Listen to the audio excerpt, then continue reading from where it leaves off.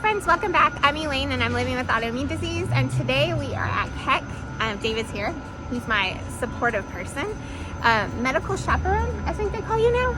Yeah. I'm about to go get my second dose of Rituxan. If y'all aren't familiar what Rituxan is, it's an infusion I take for my scleroderma and rheumatoid arthritis. It's 2 rounds, 2 weeks apart.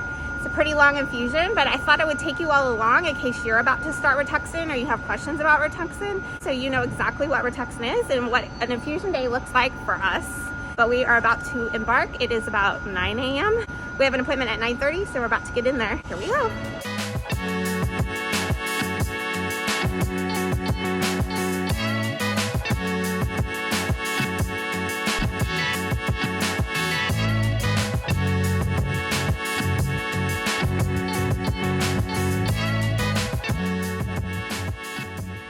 My pre-meds are in. Pre-meds for me are Claritin or Allegra, I can't remember, it's an allergy medicine, and 2 Tylenol and some steroids.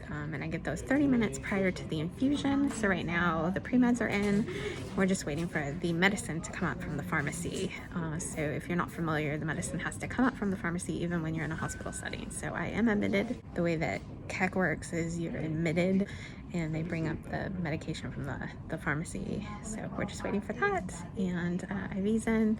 A little bit tougher today to get the IV in, but it's in. Just waiting. We're starting our very long day. So right now I'm just hooked to the saline. When the medicine comes, we'll hang it on the other IV hooks there, and then they run it through the machine there. And it will make its way into this catheter. Y'all, David has a broken toe. He broke his toe probably 2 nights ago. I mean, when I say broken toe, I mean it is pointing the wrong way broken. So, David, you have an appointment with the foot specialist today to look at your toe while we're here. Rituxan is in. Like I told you guys, they hooked it up to that part of the IV catheter. We just started it. It is 10:30 now, so we're starting Rituxan at 10:30. We've been here for about an hour. Part of Rituxan is they will hook you up to a blood pressure machine like this with a cuff on your arm.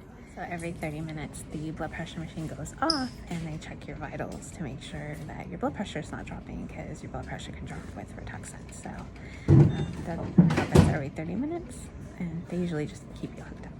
It's lunchtime at the infusion unit. I had a turkey sandwich. I'll pull the cheese off because I'm lactose intolerant, but. And then they were so sweet, they brought David something to eat too.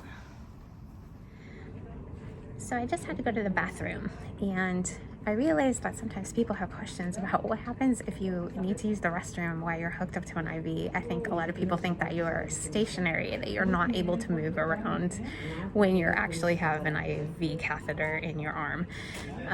The truth is you're able to go. The machine for the IV actually has like a battery backup in case you lose power. So what happens is you unplug yourself from the wall. I'll turn this around so you can see where I'm plugged in. So David actually helps me out. He unplugs me, wrap the cord around the IV pole, and take it to the bathroom with me. And I'm able to use the restroom and come back, and we plug it back in. And that's how you use the restroom when you're plugged into an IV for a long time. Because I realized there's no way I could hold my bladder for 7 hours.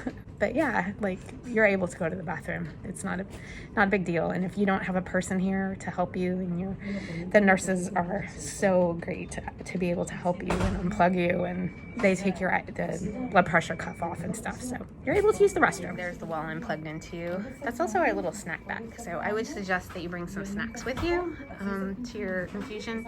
Not all infusion centers give you lunch, so bring whatever you like. I brought some pretzels. I brought myself a bagel. David brought some coffee actually for this morning. David, show your coffee from this morning. So we brewed some coffee at home, brought that with us. But anyway, I am plugged in right there to the IV here. And so when I go to the restroom, we just unplug there, wrap it around there, and then I'm on my way. All right, so I thought I would check in with you all. It is 1:15. 1:30. I'm checking with David over there. We are about halfway done. I'm looking at my bag of IV up there. It's been still going because we're dripping it slow this time, so I had reactions in the past, so I think we're trying to avoid that. David is going to leave me in about half an hour because I think I told you all he has a broken toe. Like whole other way broken toe. So he's going to run over to his appointment. The doctor he's going to is like right next door. So he's going to go over there. Because David's a runner, he wants to make sure that it's set correctly so he can wear his running shoes. If you all didn't know that, David's a runner. So done marathons, done half marathons, done the whole thing, you know. So he's going to go make sure his toe is set properly.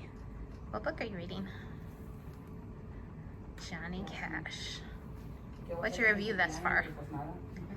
You just started it today though. Alright, how's your toe? Doesn't hurt at all right now. Yeah, because you're studying. So I thought I'd talk a little bit about the infusion center because each infusion center is kind of different. And the way that my infusion center is there is a big room where people can sit and get infusions. There are also like little cubicle areas where if you're lucky enough you get like a little cubicle, which is like a little private area. And then there are also full-fledged rooms with gurney beds. So my last infusion I was in like one of those little private cubicle rooms, which is nice because when you're here for a long time, it's kind of nice to have your own area. But today I'm actually in the big area where there is like 4 other patients with me sitting here, and they're getting infusions as well. They have these little barrier curtains between us. I'll flip the camera around so you can see the barrier curtains. But it's less private, so sometimes just depending on your infusion center, depending on the way your hospital's set up or wherever you get this, it will dictate like kind of what your infusion looks like. These are the barriers that they put between the chairs here. So just an infusion chair. I have my Purell and my AirPods out. I also thought maybe I would do my backpack's down there in the corner by David's Lake. I thought I would do a what's in my infusion backpack for you all. I thought maybe that might be helpful if you're getting infusion to see like what I bring.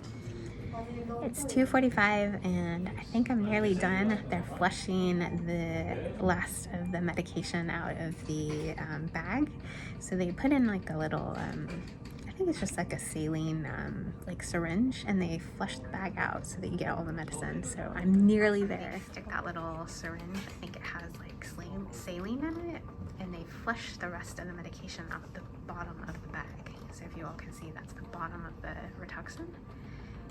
Flush the saline so that you get all the medication into your body. Okay, we just got in the car. I didn't actually film leaving the infusion center because I was trying to get out of there. It was kind of like there was minimal patients left and I didn't want to be the last lingering patient. I haven't even taken my mask off, but David has. He's back from his appointment. Yay. Your toe's officially broken. Yep. And the doctor is going to see you in 3 weeks for another checkup. Yep. He taped it back together, kind of pulled it and put it back into place. Poor David, that wasn't fun. We are done with my Rituxan. That was,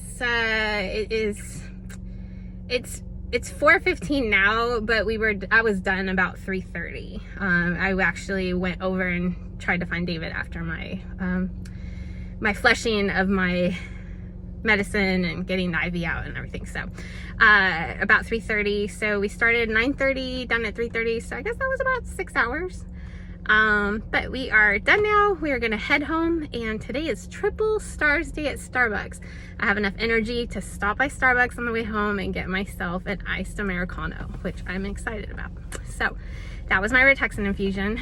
And if you guys have any questions about Rituxan or anything that I may have left out, which I know I left a whole lot out, leave me a comment down below if there's a specific question you have about Rituxan, about the infusion process. I also did another infusion video for Actemra, and I really did the Actemra infusion, kind of did it the whole day because I was by myself. It was during the pandemic, but anyway, I will link that down below in case you're wondering about Actemra or another kind of infusion, but leave me a comment if you have any questions. All right, we've made it to Starbucks. I am enjoying my Americano. We got up really early this morning to get to infusion by 9:30, the 9:15 check-in. I have to get up at 6 a.m. It's really hard, and I also got one of the new cake pops that are the bee shaped.